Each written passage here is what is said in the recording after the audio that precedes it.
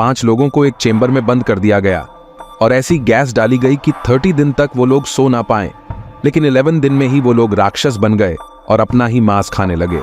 ये किसी मूवी की स्टोरी नहीं, बल्कि एक एक्सपेरिमेंट है जिसको रशिया में किया गया था और इसको जाना जाता है रशियन स्लीप एक्सपेरिमेंट के नाम से। तो आज की इस वीडियो में मैं आपको बताऊंगा इसी एक्सपेरिमेंट की खौफनाक कहानी और इससे जुड़े हुए सच। तो ये वीडियो काफी इंटरेस्टिंग होने वाला है, तो इसको पूरा जरूर देखना। तो बिना किसी देरी के शुरू करते हैं आज का वीडियो।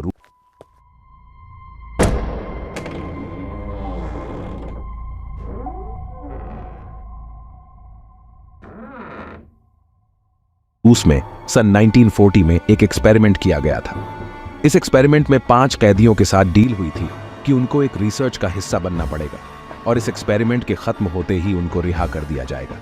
सुनने में एक्सपेरिमेंट काफी आसान लगता था। कैदियों ने सोचा केवल 30 दिन हमको सुना नहीं है और उसके बाद हमको जेल से रिहा कर दिया जाएगा।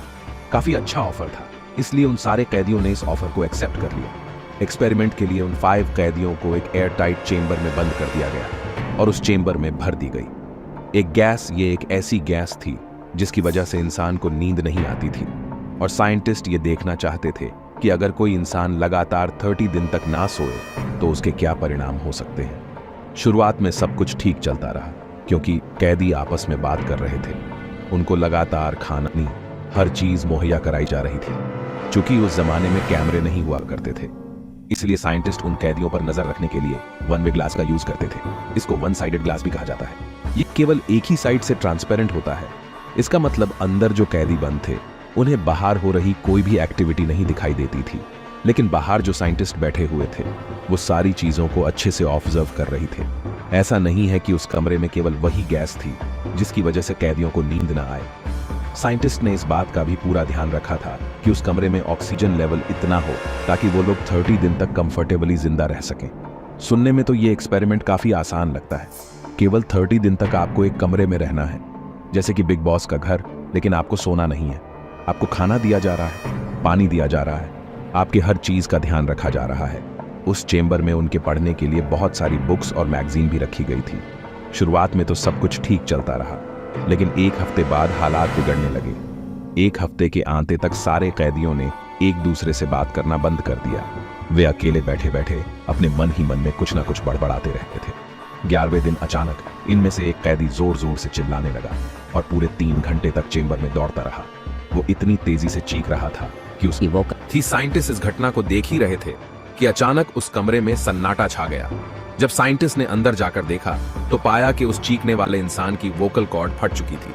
वो अब बोलने के लायक नहीं रहा था और आश्चर्य की बात यह है कि बाकी कैदियों को इस बात से कोई फर्क नहीं पड़ा। 15वें दिन तक हालात और ज्यादा बिगड़ गए क्योंकि बाकी के बचे हुए कैदियों ने जो किताबें उन्हें प्रोवाइड कराई गई थी उनके पन्ने फाड़कर उन्हें कमरे में धोती जो मलमूत्र पड़ा हुआ था उसका यूज करके कांच पर चिपका दिया ताकि साइंटिस्ट बाहर से अंदर हो रही किसी भी गतिविधि को ना देख पाए। इसके कुछ दिन बाद साइंटिस्ट ने डिसाइड किया कि इस एक्सपेरिमेंट को यहीं पर रोक देना चाहिए।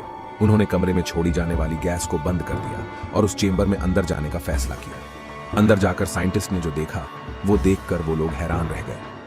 तो चेंबर में चारों तरफ फर्श पर खून और मांस के टुकड़े पड़े हुए थे और ये मांस उन्हीं कैदियों का था।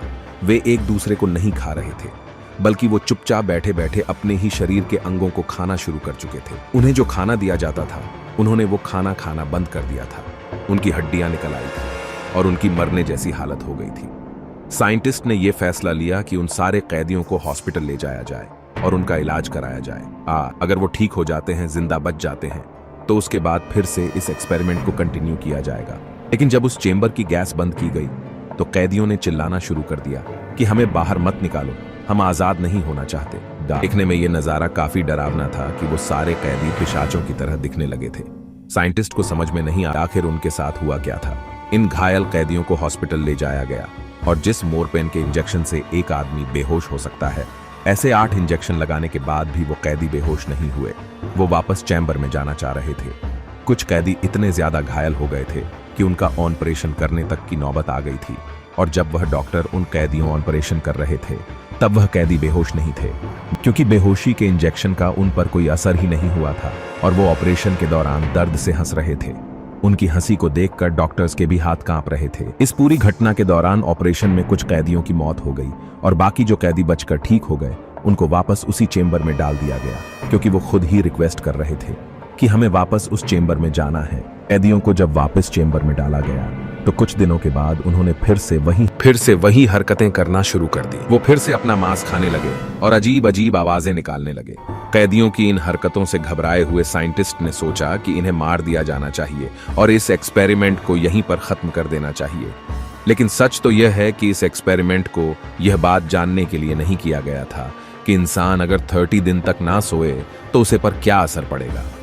जबकि ऐसा माना जाता है कि यह जो गैस चैम्बर में डाली गई थी उसे गैस का कोई और ही असर इंसानों पर होता है। यह सारा एक्सपेरिमेंट रशियन सेवा के एक तानाशाह के अंडर में किया जा रहा था। उसने साइंटिस्ट को इस एक्सपेरिमेंट को बंद करने से साफ मना कर दिया। एक्सपेरिमेंट को बंद करके उन कैदियों को मार देने वाली बात से उस तानाशाह ने यह डिसाइड किया कि कुछ साइंटिस्ट को उन कैदियों की जगह उस चेंबर में भेज देना चाहिए, ताकि उस चेंबर में रहकर वो उन कैदियों के बिहेवियर के बारे में ज्यादा अच्छे से स्टडी कर सकें। इस बात से घबराकर एक साइंटिस्ट ने ऑर्डर देने वाले कमांडर को गोली मार दी। उसके बाद उस साइंटिस्ट ने चेंबर के अंदर जाकर सारे कैदियों को मार डाला। उस एक्सपेरिमेंट को करने वाले साइंटिस्ट समझ चुके थे, अगर बाकी सैनिक को इस बारे में पता चल गया कि उन्होंने कमांडर को गोली मार दी है और वह एक्सपेरिमेंट फेल हो गया है, तो उनका बाकना भी नामुमकिन है। इसलिए उन्होंने उसे लैब में खुद को भी गोली मार दी। तो यह थी रशियन एक्सपेरिमेंट की खौफनाक कहानी। लेकिन सोचने वाली बात यह है कि अगर सभी लोग उसे लैब में खौफनाक लैब में मर चुके थे तो इस कहानी के बारे में आखिर लोगों को पता कैसे चला। क्रीपीपास्टा नाम की एक वेबसाइट है जहां पर यह कहानी सबसे पहले ऑरेंज सोडा नाम के यूजर ने पब्लिश की थी। ऑरेंज सोडा नाम का ये यूजर असलियत में कौन था, इसके बारे में आज तक किसी को नहीं पता।